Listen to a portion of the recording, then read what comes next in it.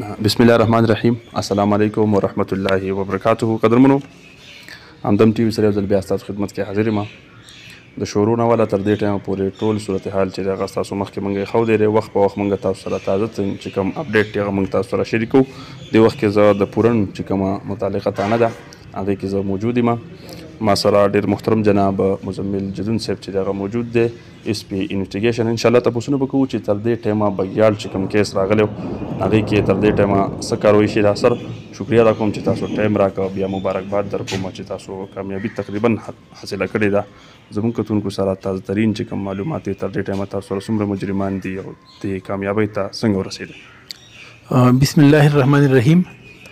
دا خو 11 تاریخ باندې وکړو شو د شپې 1 بجه وه. نو د شپې کیس خو بهرحال د الله تعالی فضل سره ملزمان چې دي نو ټرېس شو او موږ سره دې کې لکه ټوټل 9 ملزمان وو، هغه ټول نیولې شوي دي او دې وخت کې کسټډي کې دي. د هغوی نه کوم علیه قتلو په کوم وقوعه کې وسله استعمال کړې وه، هغه وسله ترېنه ټوله برآمد شوله او مجرمانو چې دی نو زموږ څخه کنفیشن هم وکړو چې او دا وقوعه موږ کړې ده.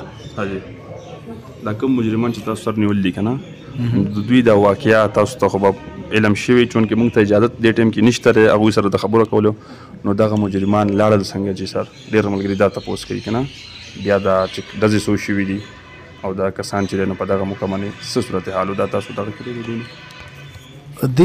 دوی تلي دې ځای ته لاړل او دوی دا زیات امکان دا و چې دوی بله د پلار ویشتو، بس د زامن یې راپاڅېدل، دوی مشتو ګریبان شلو او دې وجې چې دی نو دوی ورسره د زامنو باندې فایر وکړو. نو زامن یې لګېدل او د دوی یو د مجرمانو یو ورور چې دی هغه اقبال نومې دی، هغه هم په دې کې زخمي شو، د خپل ملګرو نه هغه هم زخمي شو. نو بس لکه دا ده چې هغه اقبال هم چې دی زخمي حالت کې گرفتار دی او د باقي مجرمان چې دي دا هم ټول گرفتار شلو. تاسو دې کامیابۍ ته څنګه ورسېده؟ نو دا ده چې دې کې موږ خپل ډیجیټل ټیکنالوژي استعمال کړله. دې نه علاوه چې د موقع چې کله وکتلله په موقع کې مجرم چې دی خامخا څه نه دغه پرېږدي، نو په هغې کې داسې څه دغه هغوی نه پاتې شوي چې د هغې په ذریعه باندې الله تعالی موږ هغې ځای ته ورسولو او مقدمه کامیاب شوله. زمون چې کوم پبلک دی چې هغوی ته بس تاسو سپیشلی میسیج صحیح؟ زه پبلک ته دا زما طرف نه یو ریکویسټ دی چې کله په علاقه کې یو ګندګیر سړی وویني چې په یو لاره تېرېږي نو مهرباني کوئ چې یاره پولیس ته په ټایملی اطلاع ورکوئ. که چېرې پبلک ټایملی اطلاع ورکولی ځکه چې د کومه لاره باندې مجرم ځي مسلح سړی روان دی نو که هغه اطلاع راکوي که ټایملی اطلاع ورکړي نو کیدای شي وقوعه ومونده شي. د وقوعې نه مخکې چې اطلاع میلاو شي نو پولیس چې د مخکې کاروایي وکړي نو وقوعه ونه شي چې مسلح سړی یا یو ګندګیر په علاقه کې اوسي. زه پبلک ته دا دغه کوم دا ریکویسټ کوم چې مهرباني کوئ چې کله تاسو ته څوک داسې مشکوک یا ګندګیر سړی میلاو شي یا مسلح سړی او چې د شپې راوتی نو دې مطلب دا چې دی څه وقوعې لذي نو ټایملی پولیس ته اطلاع کوئ او چې خدا نه خواسته وقوعه سرزد شي وقوعې نه بعد خامخا د هغې چې کس کله فایر وشي نو خلک راویښ شي نو بیا خو لکه خامخا دی واپسې کې خلک ویني نو لږ مهرباني کوئ چې کله یو دغه ووینئ نو د هغې شهادت خامخا کوئ، د دې نه بلکل مه یېرېږئ او ګواهي چې دی که نه دا بلکل مه پټوئ.